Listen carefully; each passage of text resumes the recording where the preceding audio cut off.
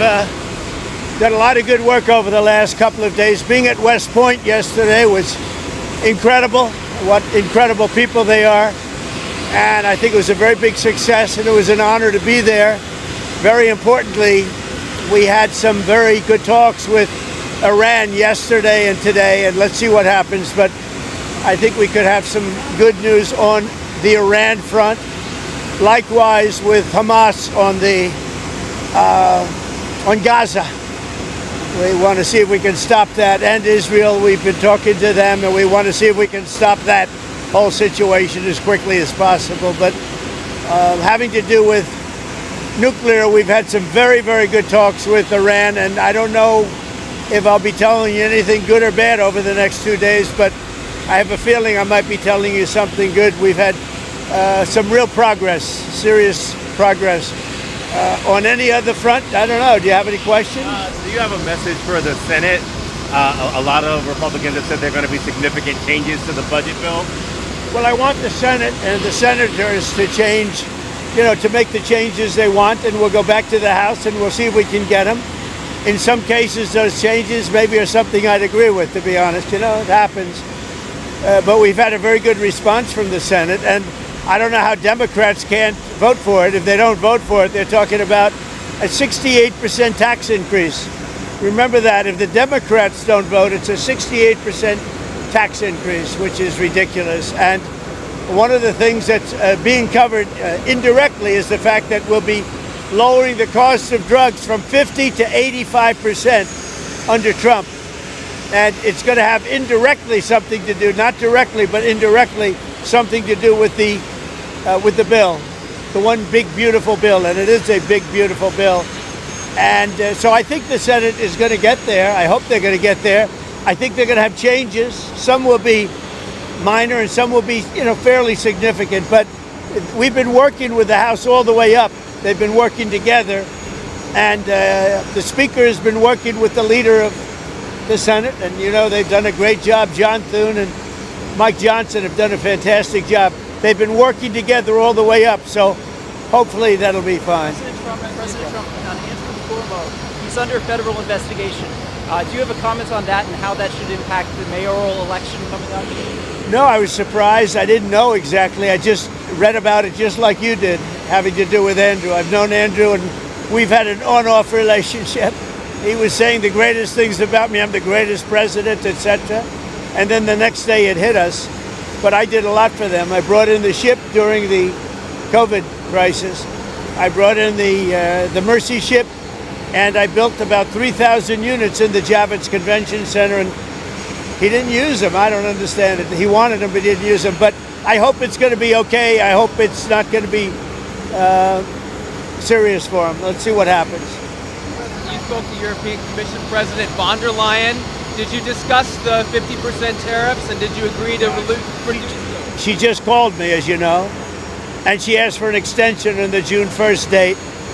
And she said she wants to get down to serious negotiation because I've told you specifically, but I told anybody that would listen, they have to do that. And we had a very nice call, and I agreed to move it. I believe June 9th would be, July 9th would be the date.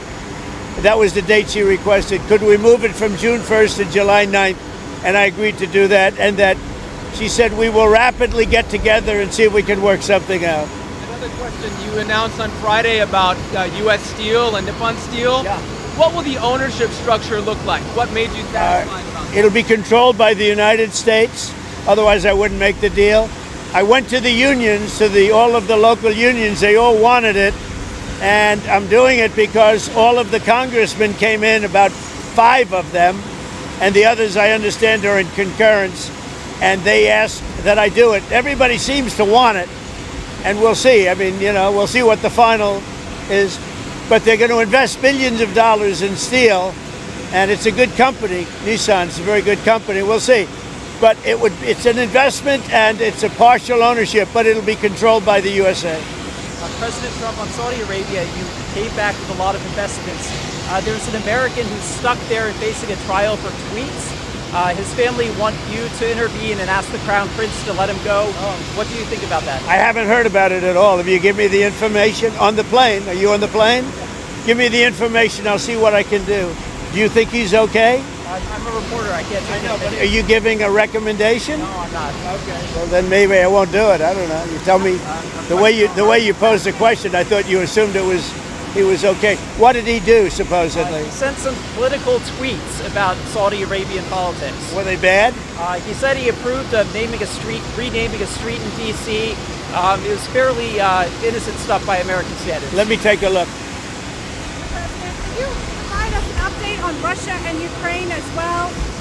Yeah, I'll give you an update. I'm not happy with what Putin's doing. He's killing a lot of people, and I don't know what the hell happened to Putin. I've known him a long time, always gotten along with him, but he's sending rockets into cities and killing people, and I don't like it at all, okay?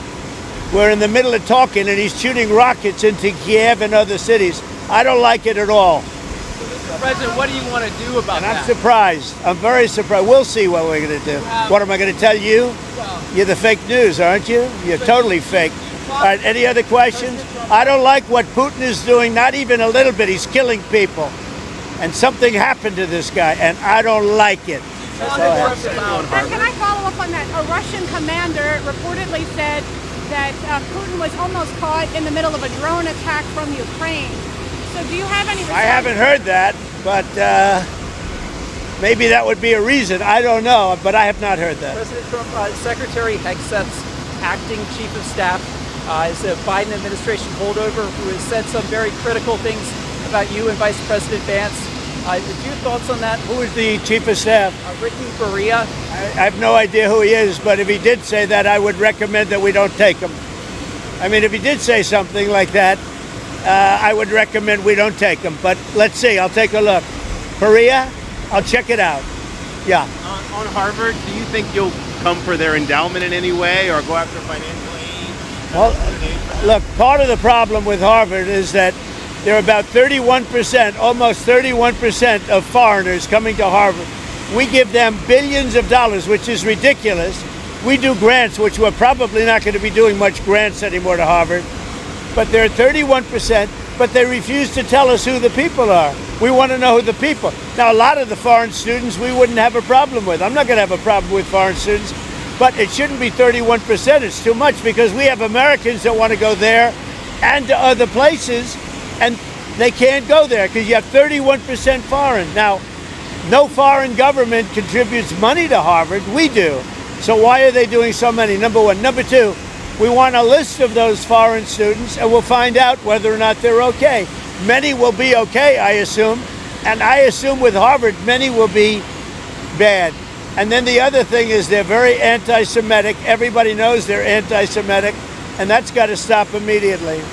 President Trump, Secretary Who are you in? New York Post. Oh, well, I like the New York Post. I like Keith Poole. Okay.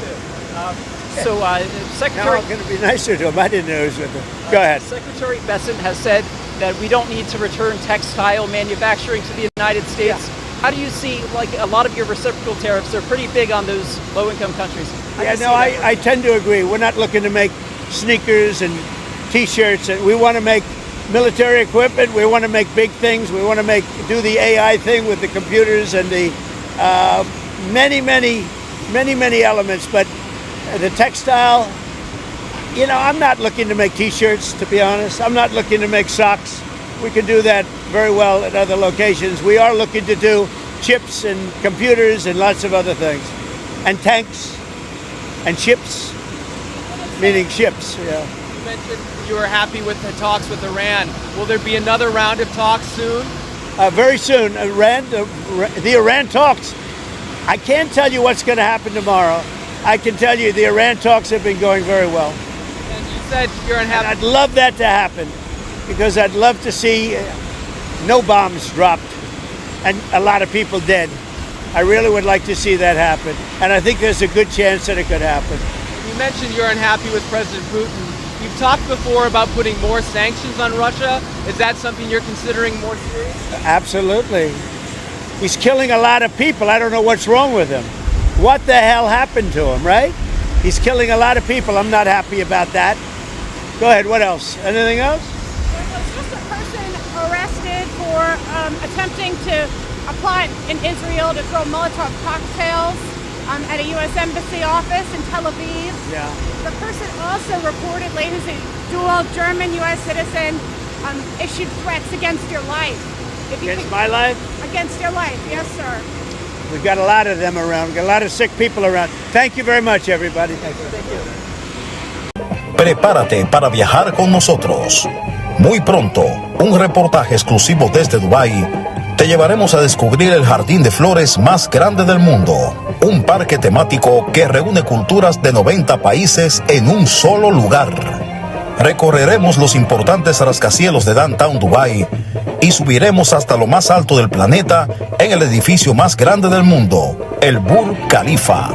Además, viviremos la experiencia de caminar por el desierto montados en camello, rodeados de un paisaje único. Así que ten tu pasaporte listo, porque la aventura está por comenzar y tú eres nuestro invitado especial. Espéralo muy pronto.